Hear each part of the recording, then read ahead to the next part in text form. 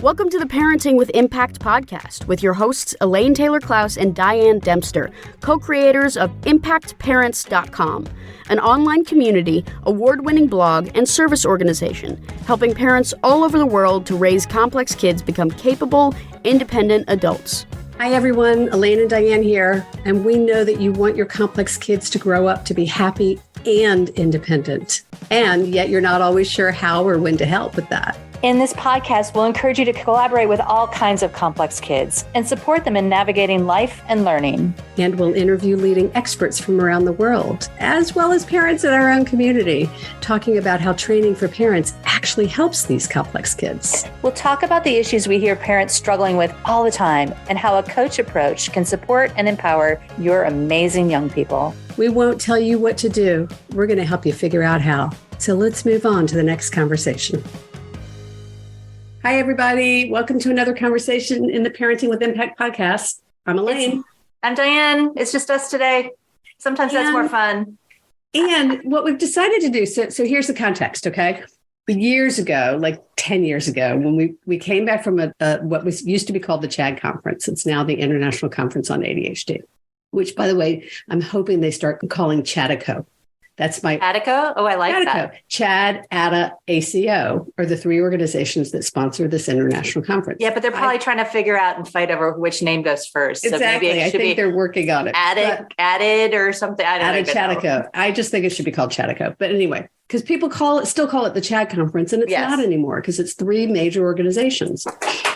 And so 10 years ago, Diane and I came back, and for a couple of years, we would write up kind of not our notes, but we would write up what we learned. We would do like the bullets of what we were taking away from the conference. And it was cool, right? And so we thought today it might be fun for us to share with you. I was on a group coaching call this week, and I was talking to some parents about some of the stuff I learned in one of the gaming presentations. And I thought, let's talk about what we learned at the conference, but we can talk about it instead of, trying to write it in a nice, neat little blog. Or write it in a little blog or do a PowerPoint. We could do one more PowerPoint. We've got so many of those. It's just, we just want we want to share some of what we learned. And as Diane said a minute ago, our brains work very differently. So. Yeah, no, it was really funny because you said like, let's talk about what we learned. And I'm like, shit, do I remember what I learned? It's like, because it goes in and it sits there in the back of my head until I need it. But like being able to call it out to share it with somebody else doesn't, unless it's in context. So just know I'm going to talk about like from a 30,000 foot, what it was like and what I noticed and that sort of stuff. And maybe Elaine will share some details from some of the presentations, and maybe I'll remember some of the details from some of the presentations, and maybe I won't. I wouldn't remember it if I didn't take notes. Let's be honest. And even when I take notes. Right. So where do you want to start? Like what's the one or few concept that's jumping out at you, or what's one presentation? Well, I really would love to start at 30,000 feet because a couple of reasons, and not everybody knows this story, but you and I, our first kind of engagement together was at the International ADHD Conference, at the CHAD conference in 2010. And so there's a lot of great memories. And the other thing not everybody knows is that I met my partner at a conference the same conference 5 years later. And so it's like, I have this personal attachment anyway with the national conference. And we've been going to these. This is our 13th one, technically. I think you've been to 13. I've been to 12. Right. We have had a presence at every single international conference on ADHD since 2010, or technically 2011. We were one of the innovative programs. That was the very start of Impact, what was then Impact ADHD, now Impact Parents, started as an innovative program. Well, so what I was thinking about is kind of how different it is and how the same it is now versus then. And so that's kind of what I wanted to reflect on first, is like this sort of, there's a lot of people who have been doing this work even longer than we have. 12 years is a long time in an industry. And there's so much that's gone on in brain science and in education and in the world and everything else in the last 12 or 13 years. And, there's still people that have been there even longer than we have, sharing their information, sharing their wisdom, doing their research, all of that sort of stuff. So there's some consistency and similarity.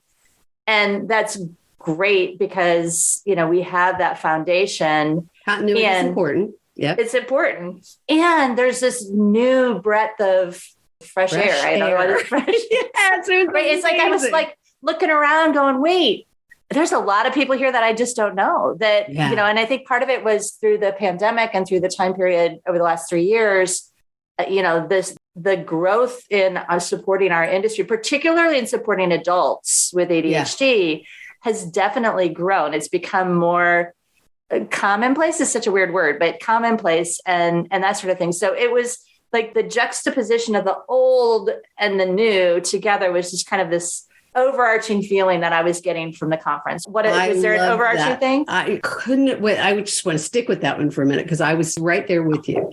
And let's be really specific. There were more people of color at the conference than there's ever been before. And there were younger people than there ever were before. And they were speaking. They weren't just sitting there trying to learn for themselves.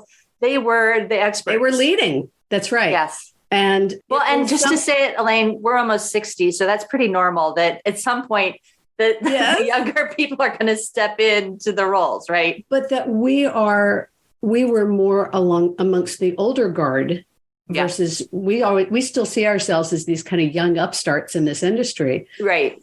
And in the larger realm of mental health, when it comes to bringing coaching to that realm, we are. But in the realm of kind of the consciousness of ADHD, like there were hundreds and hundreds of coaches there who work in the realm of neurodiversity and ADHD. That's a big shift. I mean, 10 years ago, that conference had some coaches, but it wasn't so prevalent. And now the coaches are one of the sponsors of the conference. Yeah. I mean, that's a big shift. So and that's the growth in that industry. Right. And that the growth in supporting adults. I mean, I think that, you know, when you and I started, one of the things we always would say is that there was lots of help for kids and no help for parents. And there was like a little teeny tiny bit of help for adults. There was ADA. So ADA's always been there for the adults. I'm trying to remember what year ADA started. I don't even. It predates, maybe not CHAD, but it certainly predates ACO. ADA's been around for decades. ADA is the ADHD adult organization, basically. And they do amazing work and support groups and big fan. And it was around, and they had an annual conference and just a little bit of history, just for the fun of it. There used to be 3 conferences a year. The CHAD conference, CHAD is the Children and Adults with ADD, which is an international nonprofit. That was the biggest one. And then there was a smaller conference, usually in the summer, that ADA sponsored. And then there was an even smaller conference that the ACO, the ADHD Coaches Organization sponsored. And in about I think Jeff said it was 2015 or 2016, Jeff Copper made this suggestion, and Jeff and I kind of coordinated this meeting at an ACO conference in Maryland to bring the 3 organizations together to talk about joining forces to create one organization, one conference, because it was depleting resources. To have it just wasn't an efficient use of resources. And it started, I think 2016 was the first year. I can't remember exactly, but I think maybe after that I think it was later than that, maybe 2017, right? But it's that may be, you're right. But now to see all of these organizations coming together, working together, all of these different professionals coming together and working together in a much more fluid way, it was kind of radical 5 years ago. And now it's the norm. And it's bringing in all of this new energy. You've got people who are educators and people who are social media people and people doing research and coaching. And so I'm with you, Diane, from a kind of macro lens. It was a very different conference than it's ever been. It was more inclusive, more integrated, more comprehensive. Well, and I want to say, so I was joking because I don't know if anybody heard, I think it was ADA, did a pre-conference webinar that I participated. Did. Yeah, it's like it was sort of sponsored by the conference. Yeah. But okay. So we did like an hour long, hey, come to the conference, it's awesome thing. And I was joking about the fact that my neurodiversity is introversion. And I go to these conferences and they just exhaust me because it's hard to be out with people, period. And, a lot of people with ADHD have a lot of energy. And so it can be really exhausting. But one of the things I liked was that we were doing it hybrid, right? So yes, we were so excited to be together with each other. And the fact that we were hybrid and there were some people that were still able to participate from their homes, from their communities, a more affordable way, a more, cost-effective way. And, there was a couple of times I snuck up to my room and like listened to the keynote from my hotel room instead of in the big giant conference room with 250 people in it, just because it felt more balanced, right? It's just sort of a nice way to do it. Well, and then for those of us who do have ADHD, even as an introvert, that being with your people just feels so fun. So like the second day, there was some woman walking through this hallway, this one main hallway saying, has anyone lost their cell phone? Has anyone lost their cell phone? And I'm cracking up because you just don't see that at other spaces and conferences. But at an international conference on ADHD, it's kind of the norm. So it was really fun. It was great to reconnect with our friends and colleagues and to meet people we've been working with for years that we've never met. I got to meet Liz Angoff and so many people.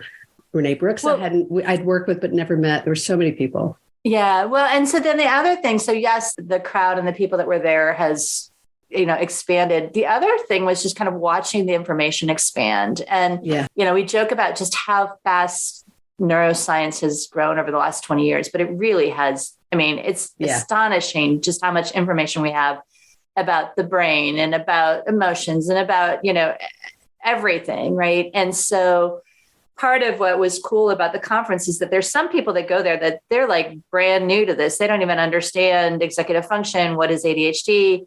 What's really going on in my brain, my kid's brain, my partner's brain, whoever we're there for.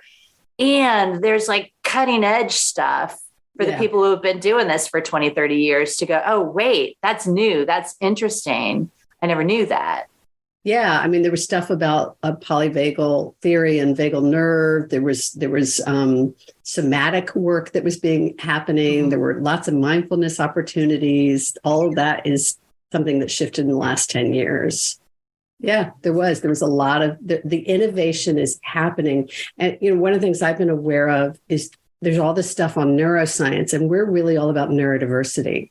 And this is one of those rare places where there's this application of neuroscience to neurodiversity, right? We're not just talking about the objectiveness of what is neuroscience, but we're applying it to say, how does that apply to people who are wired differently?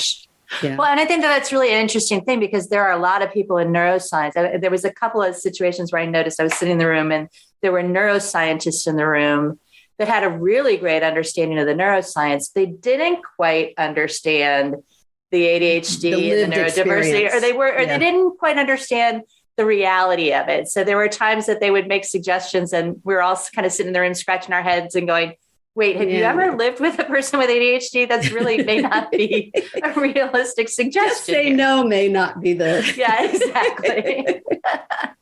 So I want to watch our time. Let's talk about some of the presentations we attended. One of the ones I want to talk about, so I want to look at, we both went to some on sort of technology and gaming. Mm-hmm. We both went to some on sort of emotional management. Well, and just to say, and so those of you, I don't even know when this is airing, but we did, if this is airing in January, we did 2 webinars in December that were with people that, so Randy Coleman and Sharon Celine, both, so Sharon was talking about anxiety and ADHD and Randy was talking about technology. And so those are examples of stuff that kind of fit in those 2 realms that we thought were great to bring to our audience as well. So if you're in our community already. 2 more also in January. What we like to do at the conference is take some of the most applicable presentations to our audience and then invite those guests, those experts to bring them to our audience in December and January. So we're doing that again this year. So if you're not on our mailing list already, get on our mailing list. Right. So you can listen to the recordings. We usually leave them up until February or March at least. And so you can always ask us, hey, let me listen to those webinars you did in December, or this may air in December. I don't know whenever you're listening. We're going to put a link in the show notes. And, there we go. And you can join our community and get notices about upcoming events. Okay. So what I want to do is can we talk about some of the emotional stuff first before we go to the screen stuff? Because there were 2 presentations that jumped out to me. One is Ledik did this. He did a piece on the ABCs of emotional self-regulation. I think you were in there. Yeah. I think we were both there. And for that one, so I wanted that one and Liz Angoff's are the two I want to talk about first. Well, and I was in Marcy, is it Marcy Caldwell? Is that right? Caldwell, who was awesome. Caldwell. Oh my Actually, God. And I think we're going to either have her on the podcast or we're going to have her kind of going through some of this stuff with us too. No questions. So that's the other thing. You've got lots of great podcasts to look forward to. Yes, because we met a lot of really new cool people again in 2022. Okay, so I want to talk about Larry's, the ABCs first, because what really struck me was that his thesis was we need a better relationship with our emotional selves that is less dismissive and more understanding, which is exactly what we're all about. And so what I loved about some of these presentations, and, you know, maybe this is my ego, whatever, but some of them were like, what I love about it was it validates our work. Yeah. And sometimes we sit there and we go, yeah, that's it. That's what we're teaching. Well, that's what it's about. And I got about halfway through his presentation and I'm like, hey, wait, this is internal family systems, which is something I've been studying a lot and using a lot in my private client situations and groups too, I guess. But it's this concept that, you know, if we're dysregulated or whatever emotions we're experiencing, it's not necessarily all of us that's angry, right? It's not necessarily all of us that's disappointed or grieving or whatever else. And if we can see it as a part of us rather than, you know, being taken over and consumed by the emotion, we can say, okay, wait, a part of me is really angry right now. This is really helpful for me in my personal relationship because like I'll make a face and my partner will be like, wait, are you mad at me? And I'm like, well, part of me is mad at you. And it's in charge of my face right now, but part of me is okay. I love that. So it's that idea that the emotions are real. And if we try to shut them down or we try to turn them off or we try to flip them, we're going to handle this situation really differently than if we go, okay, wait, this is real for me. This is part of what's going on. I got to create a relationship with this part of me and figure out what this part of me needs so that I can move through the emotion more effectively. Where were you going to go with that? Because that's really what stood up for me. I actually took notes on this one. So I'm going to run through some notes a little bit because it was really interesting. So again, we need a better relationship with our emotional selves that's not dismissive and that's more understanding, right? So we talked about interoception, which is sensing that internal state of the body, both the conscious and the unconscious, which is kind of what Diane's speaking to, like doing a status report. Like the meta, like what's my brain doing? What's my body doing? Right. And he talked about all the systems that are combining to create this. And I'm not going to go into all the detail, but one of the things that really struck me, he said, we translate feelings into thoughts with judgments and self-judgments, and it becomes a feedback loop. So we have thought-driven emotions. And I think we talk about this a lot. It's like, it's the thought we have this feeling, and then we tell ourselves something based on the feeling, and then we act based on the thought as if that thought is true. Rather than may not have anything to do with true. Well, it has to do with what our body is sensing as a feeling. Well, and the thing that comes up, I don't know if you're going there next, but I've heard this so many times, the feeling, the emotion, the thing in our body actually lasts about 90 seconds.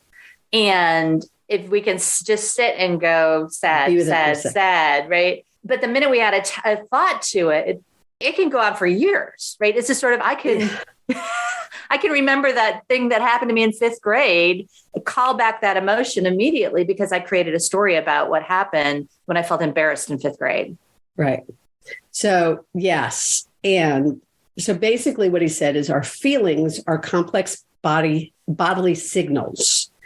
And if they're rooted in self-protection or safety, you're embarrassed, right? Yep. That experience, they overrule everything else. And so part of what happens in our family dynamics is when our kids are trying to protect themselves, when we're trying to protect ourselves, when we feel threatened, when they feel threatened, that tends to overrule everything else. So the I'm mad at you becomes more prominent than I love you. Mm-hmm. So he talked about the ABCs of emotional connection. And this is based on a book and work called Focusing by Eugene Gendlin and I think Ann Weiss Cornell. So ABC, and this was really validating. A is acknowledging without judging or fixing. B is being with what's present as a part of yourself, just like Diane was describing. And then C is bringing compassion and empathy. And this is, when those of you who know we teach ACE, another note, if you'll write it down to put ACE, put a link to ACE in the show notes. Yeah. ACE is a method we teach, acknowledgement, compassion. Before you explore your options, there's this pause. And so he's talking about the ABCs, acknowledging, being with, and compassion. That's that AC. When so we can ace ourselves. Right. And not just ace the other person, right? Exactly. So I'm going to not get any deeper than that into my notes. But he said we've learned to relate to our feelings, and our feelings are subverbal. And so what we really want to do is begin to pay attention to how we're relating to our own feelings, and that a part of me is feeling, without judging ourselves or judging other people for the way that we're feeling, to notice them and be with them.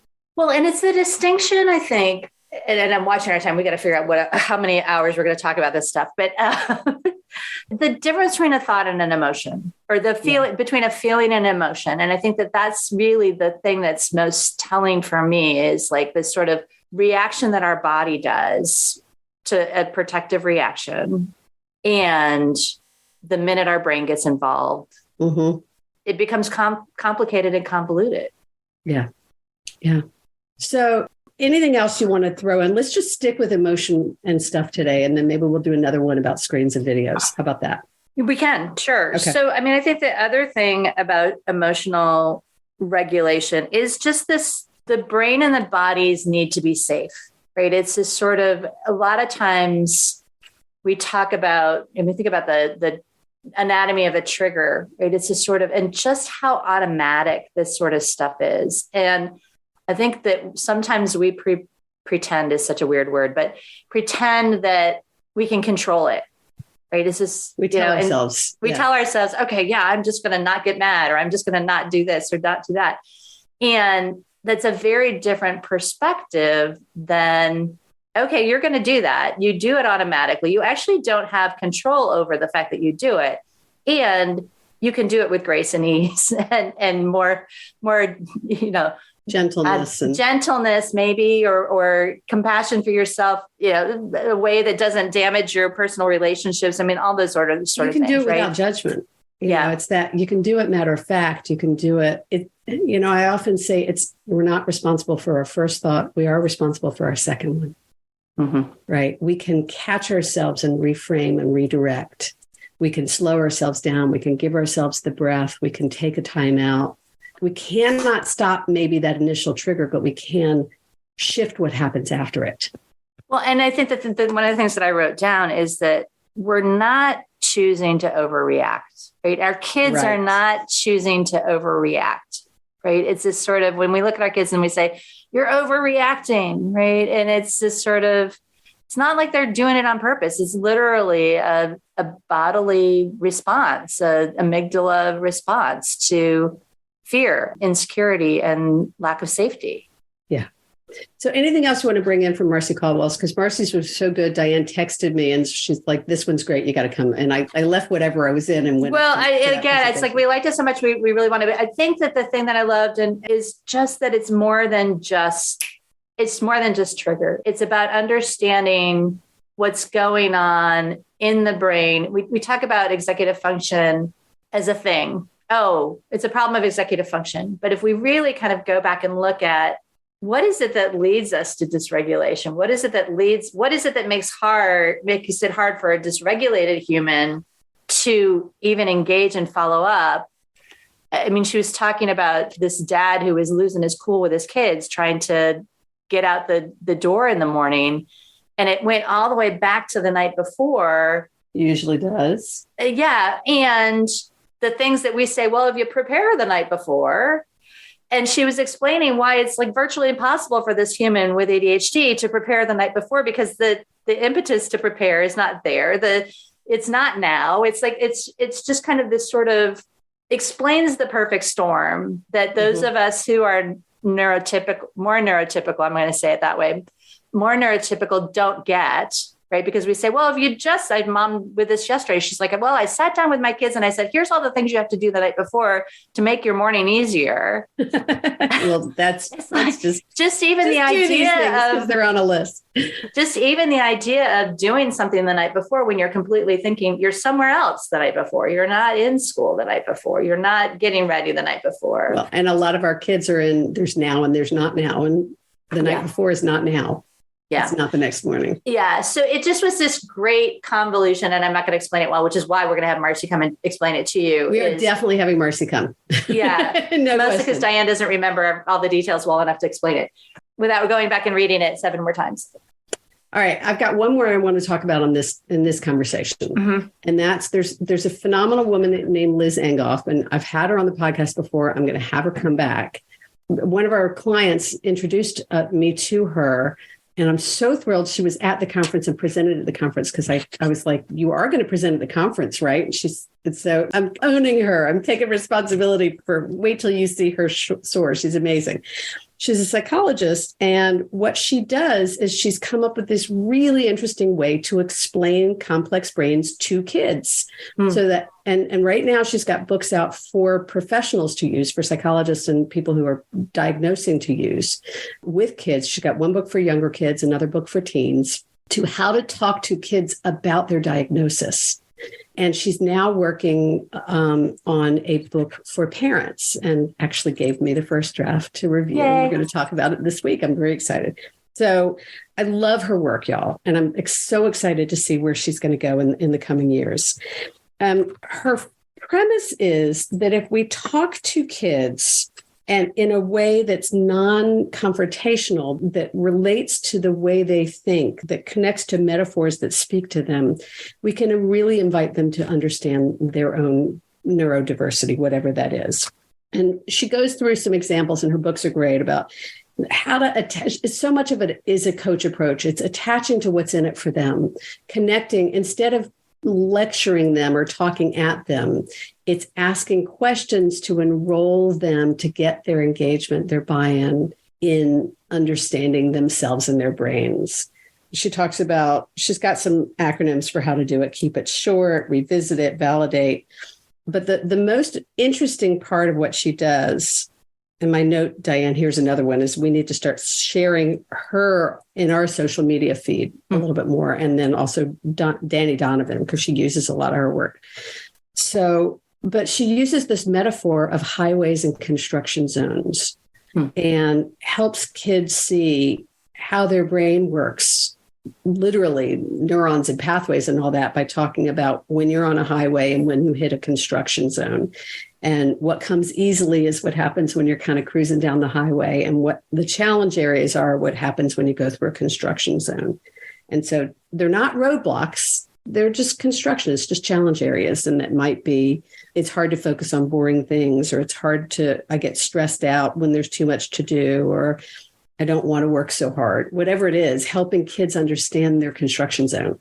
Mm-hmm. And so it's just it's a different languaging. It's very much in alignment with the coach approach. She had all of us go through this exercise. And rather than doing it for one of my kids or for a kid in my practice, I actually did it for myself.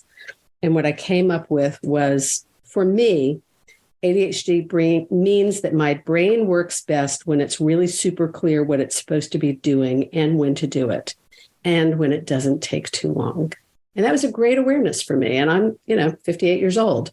But she took us through a very simple process to help me understand when my brain works well, rather than only looking at where it has trouble.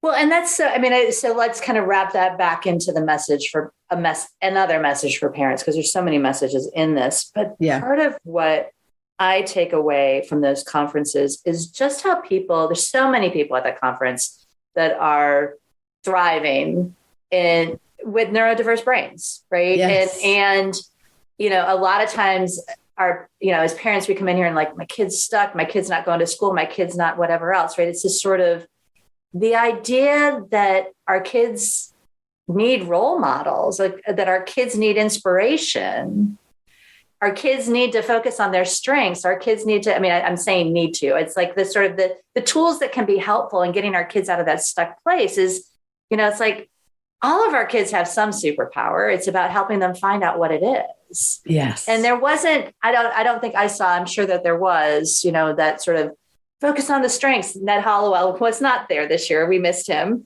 And he's always the one that reminds us, like, let's celebrate and focus on the strengths. But just the beauty of all the strengths in that conference. Yeah.